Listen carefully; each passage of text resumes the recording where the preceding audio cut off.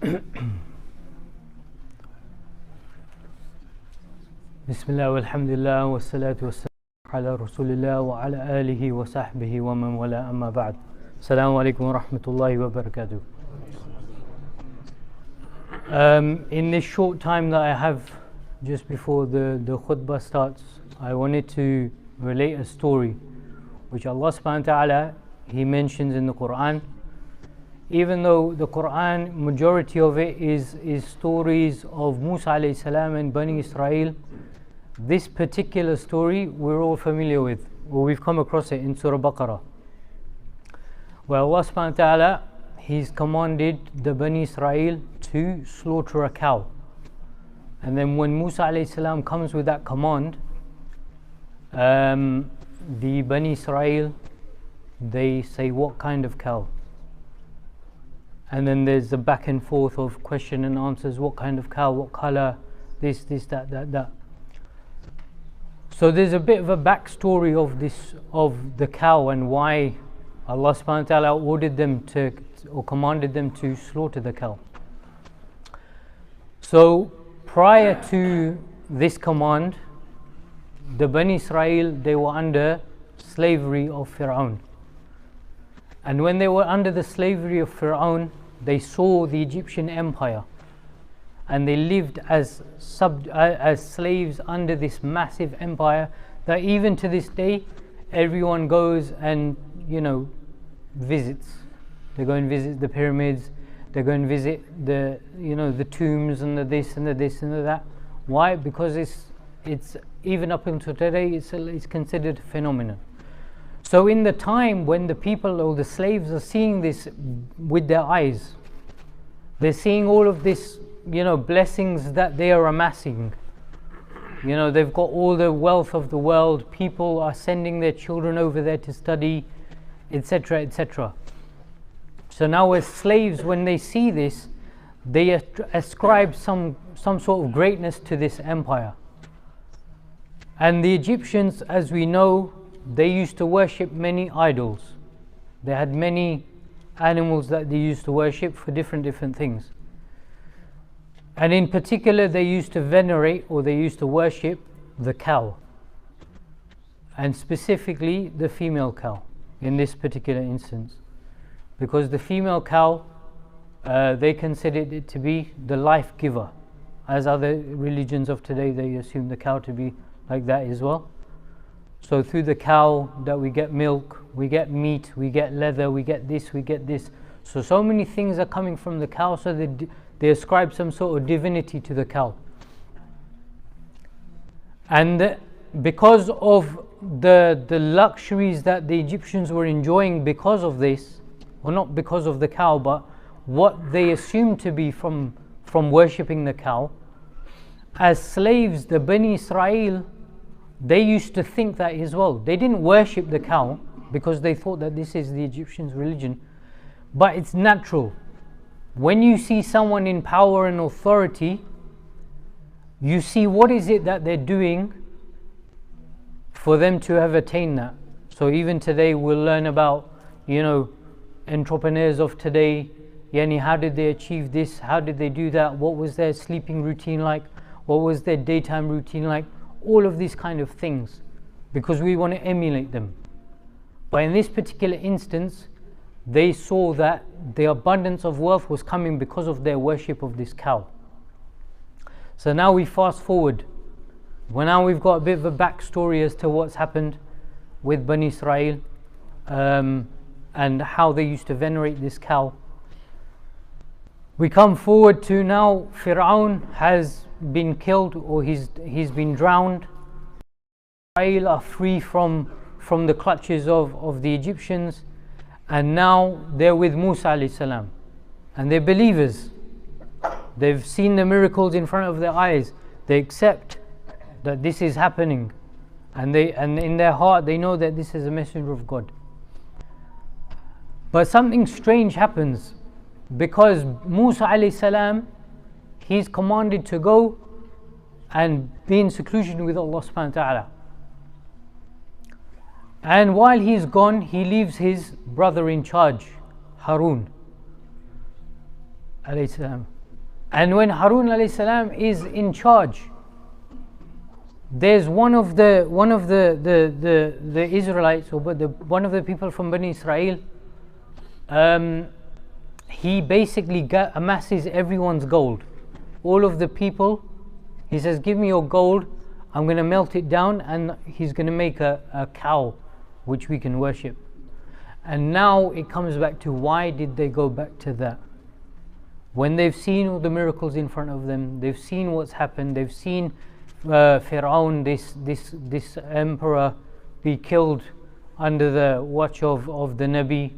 They've seen all of this, all of the miracles, and yet when this man came and said, look, I'm going to melt your gold down and make this cow, they were all ready to give. And it was because even on the outside they looked like believers, they sounded like believers, they did what the believers did, but inside there was something which was a bit corrupted about their belief. They didn't truly believe that Allah subhanahu wa ta'ala is Al-Qadir and Al-Razzaq and the one who can do each and everything, because they were told to eat manna wa salwa every single day. All the meals were the same. So they were like, what's this? We've just come from an empire who were eating this and serving them this, and we were serving them that, and they had so many meals, so many different things, and yet here we are as believers and we're having all of these things, or we're not even experiencing all of these luxuries. There's something deficient here. So what they decided to do upon themselves is that, no, we're going to ascribe this to worship. So if we worship what the Egyptians worshipped, then we will have the same blessings that the Egyptians had. Now, why is that important to us in our day and now to us, especially considering everything that's happening around us? When we see death and destruction around us, we feel a certain way, which is natural. But on the other side of the fence, Allah subhanahu wa ta'ala, His value for this dunya is the same as a broken wing of a mosquito. Nothing. There is no love for the dunya from Allah subhanahu wa ta'ala, because Allah subhanahu wa ta'ala gives water to the disbelievers. One who is disobedient to Allah subhanahu wa ta'ala, someone who never made sujood to Him at all, violates every law and prohibition that Allah subhanahu wa ta'ala has set down, but yet when we see them in a materialistic way, they've got everything at their feet. The world is at their feet. They've got all the money, all the cars, all the houses, etc., etc. So we naturally would ascribe something to that. There's something's going on. Whereas the believers, on the other hand, we're struggling. We have to make wudu in this cold water in winter. We have to wake up early in the morning. We have to stop what we're doing. The salahs are jam-packed in the day. How is this fair? How is this fair at all? Whereas the one who disobeys Allah subhanahu wa ta'ala, he's having all of the world and everything that it contains. The reality is that if we look with our eyes of the heart, as in the spiritual eyes, not the physical, if we look at it in a spiritual way, then the one who owns nothing, but he worships Allah subhanahu wa ta'ala, has everything.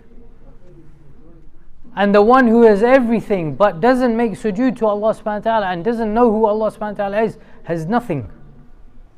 They've got nothing to run to. They've got no one to go to in times of despair and in times of hardship. Whereas we, when we go through some musibah or some difficulty, we praise Allah subhanahu wa ta'ala. We make dua to Him. We ask Him to ease our affairs, and we find ways out of this grief. So the difference between the two is the one who worships Allah subhanahu wa ta'ala can never be the same as the one who doesn't. And the Bani Israel, this is a lesson for us, that when the Bani Israel were told to do something, they were hesitant. They were hesitant because why? They had a veneration for this cow, and that's why Allah subhanahu wa ta'ala specifically sacrificed the cow. to break this in your heart. Whatever veneration you have for this cow, you need to destroy it. And the same way we are told that whatever veneration we have for this dunya, we have to break it. We have to sacrifice it. We have to leave it alone for the sake of Allah subhanahu wa ta'ala. And Allah subhanahu wa ta'ala in recompense will give us much more than that. But if we hold it in our heart, the same way as Bani Israel did, that when the command comes to do such and such, we'll say, what do you mean by that? What do you mean? As we find many people, but what does Allah subhanahu wa ta'ala want? What does he mean like that? It's not because we're trying to clarify what Allah subhanahu wa ta'ala means. It's because we're hesitant for the command of Allah subhanahu wa ta'ala. And this is what made the prophets different from everyone else, that when the command came, they were ready to stop. We all know the story of Ibrahim alayhi salam. When the command came that you have to sacrifice your son, that was it. There was no question about it. And the son, in response, that when he was told that this is what I've been told to do, he was ready to accept it as well. Why? Because there was something broken in their heart. The attachment for this life was gone. There was no connection to it anymore. It was like, khalas, Allah subhanahu wa ta'ala has told us to do it. We're happy with the command of Allah. And this is what slavery is.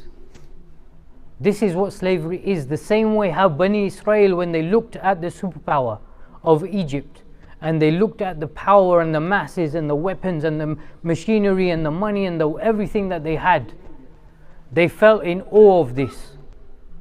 That wow, this is amazing. And yet it was completely the opposite.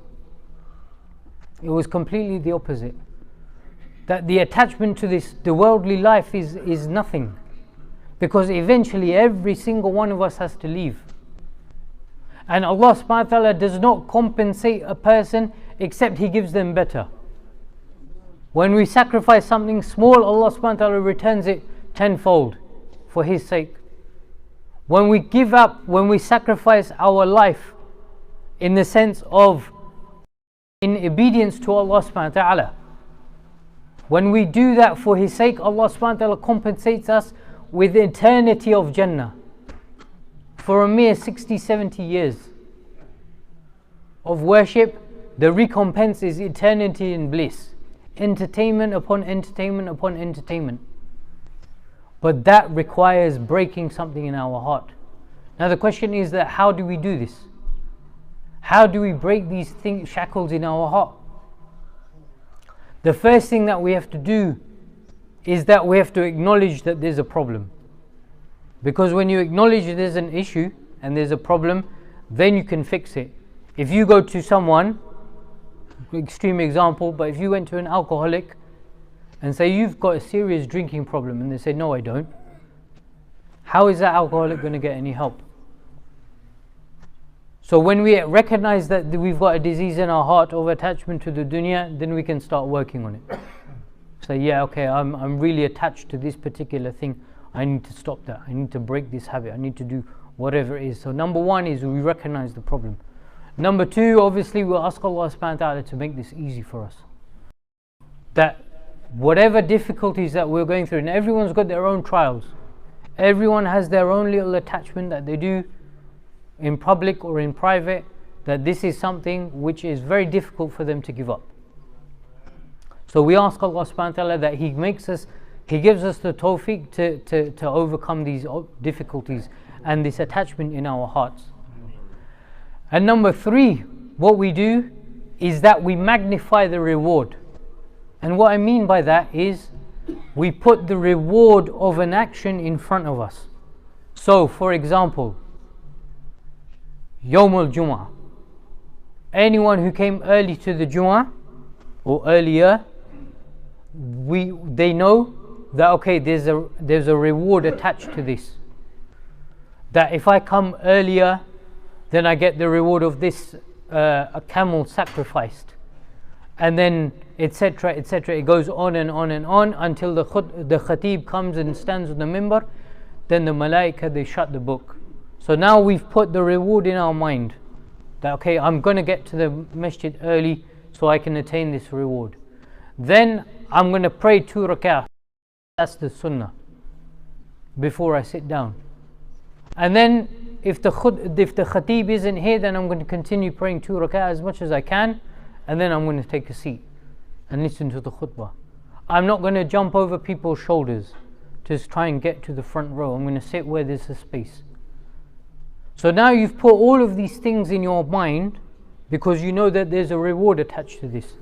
The same way with Fajr, that if we know the reward of Fajr, then we will make more of an attempt to come in, even though we know it, even in this cold but when we magnify it and we say that, okay, by doing this, Allah subhanahu wa ta'ala is going to give me half the night of ibadah, and if I pray Isha with the Jama'ah, Allah subhanahu wa ta'ala is going to give me the other half of ibadah. So now you've magnified this reward. So whatever happens, you put that in as your main concern, that there's going to be no attachment to this dunya, because I want to attain this reward. If I pray the 12 sunnahs of, then Allah subhanahu wa ta'ala is going to give me a palace in Jannah for every single day that I pray the 12 rak'ah of voluntary prayers. If I fast the Monday and the Thursday, this is going to be the sunnah of the Prophet ﷺ. So now all of these things that we're doing, we've magnified the reward. We've put the reward in front of our eyes. So what we're doing is that we're breaking this attachment that we have to material things, because now we're attaching ourselves to the ghaib, the things that we can't see. We know there's that cliche kind of example that if someone was to stand at the door, and if everyone who came in for the salah was to be given £1,000, how many people would come to the salah? It would be jam-packed. But yet when we are told of the reward of praying the 2 rak'ah before the fard of Fajr is better than the whole world and whatever it contains, we're sleeping, because we haven't put that in our heart. We roll over and say, oh, Allah subhanahu wa ta'ala knows that I worked late last night, I just finished 1 hour ago, or whatever it is. So we've detached ourselves to Allah subhanahu wa ta'ala and the promise of Allah, and we've attached ourselves to the material things, thinking that this is what's going to bring us khair and afiyah. And lastly, we need to put some reverence to this deen. And what I mean by that is that we need to appreciate what Allah subhanahu wa ta'ala has blessed us with. We need to recognize the favor that Allah subhanahu wa ta'ala has given us when He didn't have to. There was no obligation for Allah subhanahu wa ta'ala to make us Muslim or guide us to Islam, nothing. It was purely from His love and His favor and His mercy on us that He's given us this blessing of this religion. And if we put any attachment to something else, then we're going to be the disgraced ones. As Umar radiallahu anhu said, that when, and I'll finish with this, when Umar radiallahu anhu was going to be given the keys of Jerusalem by the Christians when they were victorious, he came from Medina and he took turns with his slave to get to Jerusalem on the donkey. And when it happened to be that they were approaching Jerusalem, it was his slave's turn to ride the donkey. When they approached the gates, the slave felt it in his heart, meaning we're going to approach these people and they're going to give you the keys, but they're going to see you walking and I'm working for you and I'm on the donkey. Umar radiallahu anhu reprimanded him, and he said that we were a disgraced people, i.e. before Islam, and Allah subhanahu wa ta'ala honored us through Islam. He gave us this izzah, and if we try and seek it in anything else, then we will be disgraced. So if we try to attach our feelings of veneration or anything other than the deen of Allah subhanahu wa ta'ala, then we will be disgraced. We have iman in our hearts. We believe, we say La ilaha illallah Muhammadur Rasulullah, but we look at someone driving a Ferrari or a Porsche or this or that and we think, man, I'm only driving some banged up car. Or we've got bills stocking up high, bills are sky high, and we have salah and then we're still stressing about these bills. How is these bills going to... Yes, obviously we have to make the effort to pay them off. But we've got a superpower of 2 rak'ah. My father, rahimahullah ta'ala, before he passed away, he gave me a nasiha. He said, if anything happens to me, never ever ever leave 2 rak'ah of salah. Because this is going to be your weapon. And this is what our weapon is. 2 rak'ah of salah. Whatever you need in this life is going to be in that. In your sujood. But we've attached it to something else. So we need to really take heed, because the Quran didn't just come with stories for the sake of stories. They came with lessons. And they came with lessons of Bani Israel specifically, because that is the closest ummah to us in terms of size, in terms of fitan and everything like that. So when we hear these stories, it's meant to scare us into thinking of, if this happened to them, and we know what their ending is going to be, then we aren't far away from it. So we need to break these things in our heart.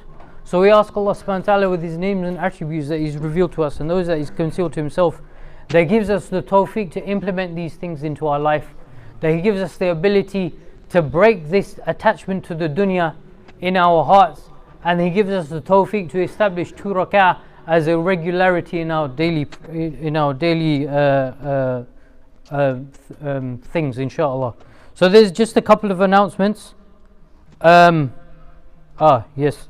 So tonight, inshallah, I'm going to be giving another talk here, bi'idhnillah, after Isha. The topic is going to be rooted and resilient. So it's going to be some advice targeted to the young brothers and sisters in the community. Elders can take benefit as well. It's more of like how in these days of trials and tribulations, how can we remain rooted in our deen and resilient in terms of in face of all these trials and tribulations. So that's going to be after Isha today, and it's going to be a slight little twist of what we're normally used to in terms of Islamic kind of lectures. It's not going to be just your ayat of Quran or stories from the seerah or this and that, but it's more practical tips on how we can protect ourselves as well, inshallah. So please do come. If you can't attend, it's going to be on YouTube. I'll just hand it over for the adhan, inshallah. Jazakallah khair.